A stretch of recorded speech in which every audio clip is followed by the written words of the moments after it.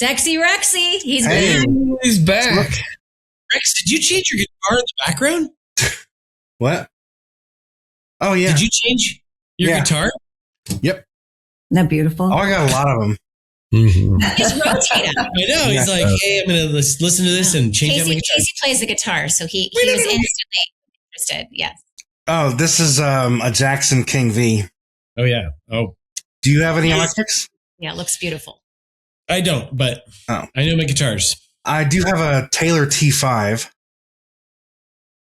that I really like. So that's an acoustic. How did you guys come up with these 10 tips? Like, did you just offer an apology one day and you're like, I'm going to call this an unsolicited apology? Okay, so some of them actually, I should say most of them were self-made. Like us having fights or conversations and being like, there has to be a better solution than there. The weekly marriage business meeting came from our son not being picked up from speech therapy. And he was like 2 years old. Can we tell a story in the book? He was From like, someone who is going to remain anonymous. yeah. And I'm like, okay, we've got to figure something out with that. Like, this isn't working. That is so easy for things to fall through the cracks. Oh, and how many I think every couple of that happens Always. too. And Always, so I'm just my brain, Casey will tell you, I'm a fixer and a problem solver. If I could live in that space all day long, I love that. Like, give me a problem and we will find a solution. It's empathy that I need to work on more so. When he shares, I go straight to fix it. So I'm really working on listening first, being empathetic. He's so great at empathy. But so like that, even like love lists, he was like, I feel like I'm loving you. And I feel like you keep saying that I don't love you. And I'm like, what if I actually wrote down a list? And he's like, I would love that. I'd be like, ooh. Sure enough, that's how love lists came out. Like, our own marriage needed it. Now, we, like, the known position, they call it like a dyad, like the Gottmans call it the dyad position. And we were like, that's so not fun and sexy. And so a few years ago, we have couples sit in a dyad and we're like, what if we came up with an acronym? Yeah. Took us about an hour to come up with. And it was just us talking like, well, I want to be known. Yeah, you know what? Well, we're really good at like knee to knee and eye contact. I'm like, okay, wait, let's write all these letters down. And it like, that's our thing. Like, I've never seen anyone talk about that or love lists. And love list was like turning insight into action. Okay, great. We have different love languages. Now what? Okay. Now what? Now what? What are we supposed to do with that? Mm-hmm. I think about like, I would say like our framework has been piecemealed from a little bit of Gottman's, a little bit of the Book of Proverbs, a little bit of 7 Habits of Highly Effective People, a little bit of business insight, like how, no business would kind of run a meeting like, hey guys, just do great work. And there's no like direction or vision or anything. And I was like, but why do we do that when we walk through the front door? Just like, all right, Meygan, let's have a great marriage. Like, there's no direction or vision. So I think as we kind of cobbled together 15 years of coaching couples, of teaching couples, of doing retreats, of hearing feedback, like what works the best, the consistent stories would kind of rise to the top. Oh, this was so helpful. Yes. So then it was like, well, let's just take our top 10 tools. Yes. And frameworks that we know work, that we've tried with thousands of people. And that really, because we had 20 habits and then we had to obviously narrow them down for the book. So yeah, I think it's a mixture of us trying it out, problem solving for our own marriage. It was like an album, the best of Marriage 365. Yeah. It's like their top 10 hits, right? Yeah. You're right. That's exactly what it is. Yeah. When we did a marriage intensive, when we were hurting, we learned kind of a version of the 60-second blessing. That's not what it was called. And that was our big takeaway from that intensive. It was like a group intensive. Yeah. And so we were like, we liked it, but I think we could make it better. That's totally our personalities. We're just fighters and leaders and like problem solvers. So then Casey's like, I feel like it's a blessing. I'm like, you're right. It is a blessing. And he's like, I didn't like that it was 5 minutes. I think it's too long for ADHD people. 60 seconds. Yeah. I was like, that's brilliant. Yes. 1 minute. And I honestly hope to God people steal these frameworks and use them. I don't feel like, oh, this is protective. Yeah, I don't feel protective at all. I'm like, take it. Like, I know. Mel, use it. You know, Run with it. Oh, it's beautiful. Robbins, Thank you for right? feeling that way. Yeah. Mel Robbins, right? The let them theory. Like, if you've read her book, have you guys read her book?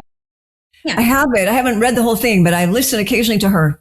I mean, I'm like, we've been saying this for 15 years. And she just learned, she says in the book right away, she just learned the let them theory 2 years ago.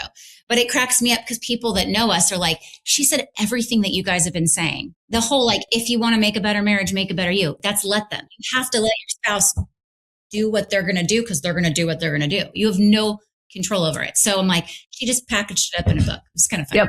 Just packaged differently. I get it. I so get it. No, it's my intellectual property. Yeah. I claim this. This is my flag. Yeah. What did the K stand for? You guys went through that with the no. Knee to knee. Knee to knee. Knee to knee. Which is just establishing distance and space between you two.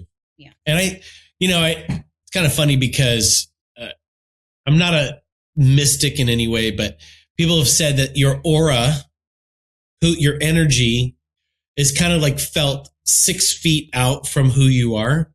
So I like the idea of like getting in close to like spatial wise, you're close enough where you can feel the energy, whether your partner's in or out. Or In a lot of hurting ways. or tense. Yeah. It's intimate, that known position. I think it's very intimate. Just like the 60-second blessing. Very intimate. Very intimate, kiddos. Yeah, good for you. I thought it was funny hearing like, it's not a sex position. Oh, yeah. People There we go. always- This is our favorite position. Yeah. We're like, what is it? It's fun. It's Reverse fun cowgirl? yeah, it's fun to joke about that. We just throw out known position and people are like, I don't know that. They instantly it's a That's sex. so cute. Pretty cute.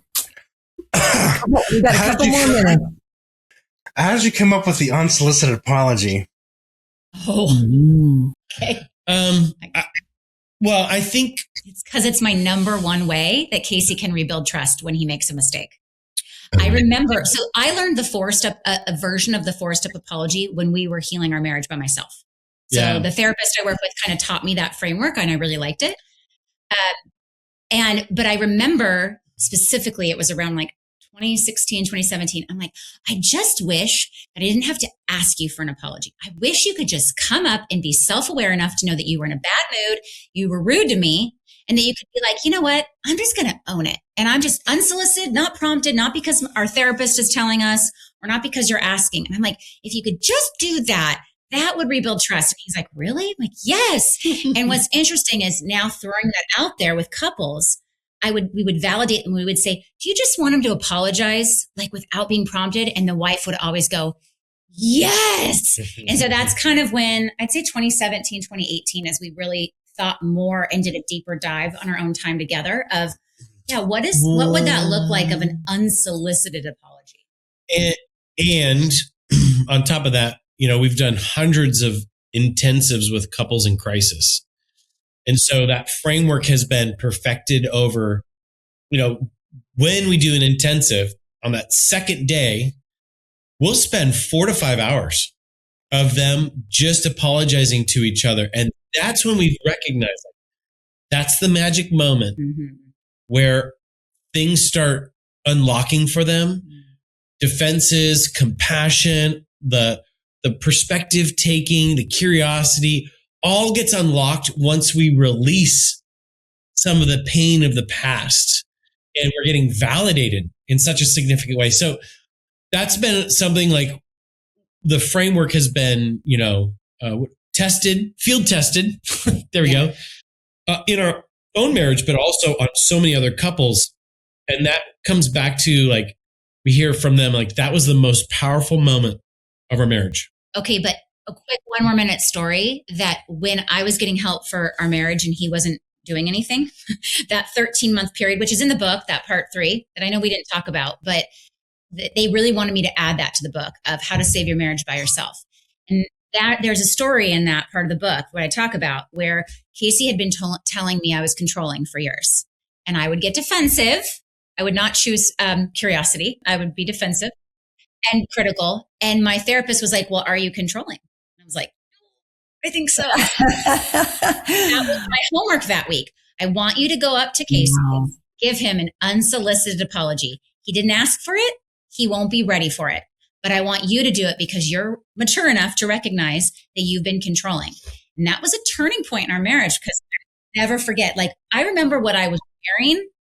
We were standing in our 1-bedroom apartment when I said, hey, I just want to tell you, like, I know you've said I'm controlling and you're right. His jaw was like, and I can't even believe how controlling I've been and how much that's probably made you feel like a little child and mothered and controlled and not respected. And I'm wrong for that. And that I saw his heart start to soften towards me for the first time. Unsolicited apology. So I didn't realize I was doing that back then even. And then as we started, fixing our own marriage, we would give these unsolicited apologies without calling it that. And it just seemed to be more powerful than having to be prompted like, hey, you owe me an apology, I actually went through a similar experience with an extended family member whom I had cut off for a while. It was a sister-in-law. I guess I'll just say who it was. Yeah. And I hadn't talked to her in years, blocked on Facebook. And my wife said, hey, my sister just sent me this message, completely unsolicited, unasked for anything. And she was like, I'm sorry for all these different things. Whoa. It was exactly what word for word, what I had wanted to hear from them. I'd never said it to them or anything. And oh my gosh, did that heal the relationship instantly. But so that's why I was very curious about that. That is such a powerful thing. I think more people should hear that. And just, if you know something, just say sorry, up to it. Move on. Yeah. Takes humility. Yeah. What was I going to ask? We'll have to wrap up. How about one more question, Rex? Okay. Oh gosh. I know so many good things, right? How did you come up with or agree to schedule sex? It came out of a desire for more sex. Really? Like I want it more.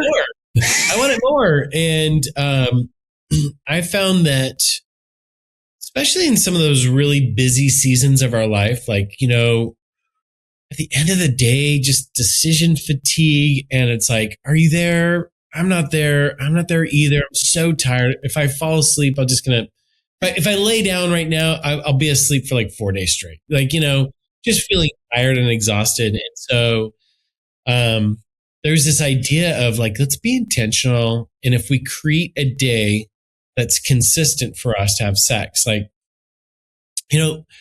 maybe that's going to prepare us. Like when we do wake up on Wednesday, it's like, okay, we're having sex tonight. So the expectation is there. The anticipation's there. The foreplay's there all day. Yeah. The foreplay, like, hey, and even like, kind of like, I'm going to back off in the afternoon. I'm going to back off on my energy because I want to reserve that for Meygan. Okay. It's funny how he answers because I'm going to answer completely differently. I schedule everything. I'm a type A, organized, minimalist personality. And I remember bringing the idea to him because I felt like he was complaining and hurt that we weren't having it enough. And so like the practical story is he was like, we're not having it. I was like, I feel like I'd have it more if it was in the calendar. And he was like, what? Like, I don't just hear me out. Can we try it? Yeah. Again, fixer mentality. I don't want him to feel not desired. The reality is I don't spontaneously want sex this is when the kids were little and I was sleep deprived, right? That whole season. And so for me, I know that if it's in my calendar, I follow through with it. I am a woman of my word if it's in my calendar. So that was the thought behind it. That's like the real story, I think. Like there's bigger picture. Well, I think I was like, I just want it more. So. And then I was like, well, are you good to schedule it? And he's like, well, if we're going to have sex more, then yeah. And I'm like, so we put in the calendar and it was like after the orgasm, you're like, well, why don't we put this in the calendar more? Yeah. Like we don't ever regret it when it's in the calendar. Yeah, ever. I mean, people are always like, oh, that takes the romance out of it. I'm like, no, it doesn't, because it actually guarantees that we're going to have it and not just wait for a a convenient time where we're both in the mood. Yeah. I have to follow up. That may not happen, right? That may not happen that week. I have to follow up with, do you still have spontaneous sex though? Or does it interfere with that? I would say sometimes. There's times where we're like, yeah, let's do it. But sure. Give me a percentage of the time that you. But let's just be honest. We're in the middle of launching a book, so it's not happening as often. So we'll probably actually, when we do our business meeting this week, we'll be like, hey, this needs to go in the calendar. We got to make sure that that's happening. I'm working on initiating more and being more spontaneous. But again, teenagers. Yeah. That's why I'm like, for me, if it's in the calendar, even if it's like my own calendar and I'm like, initiate sex. Oh, nice. Good. I've done that too. It's a great thought. I love that in a personal calendar. Brilliant. Well, I could ask 20 more questions, but man, that's really good. Those are the two that I really wanted. So, yes. Thanks, guys. Yeah, so helpful. Thanks for joining us today. Hey, do us a favor and take a second to subscribe to our podcast and the Utah Marriage Commission YouTube channel at Utah Marriage Commission, where you can watch this and every episode of the show. Be sure to smash the like button, leave a comment, and share this episode with a friend. You can also follow and interact with us on Instagram at Stronger Marriage Life and Facebook at Stronger Marriage. So be sure to share with us which topics you loved or which guests we should have on the show next. If you want even more resources to improve your marriage or relationship connection, visit strongermarriage.org, where you'll find free workshops, e-courses, in-depth webinars, relationship surveys, and more. Each episode of Stronger Marriage Connection is hosted and sponsored by the Utah Marriage Commission at Utah State University. And finally, a big thanks to our producer, Rex Polanis, and the team at Utah State University, and you, our audience. You make this show possible. The opinions, findings, conclusions, and recommendations expressed in this podcast do not necessarily reflect the views of the Utah Marriage Commission.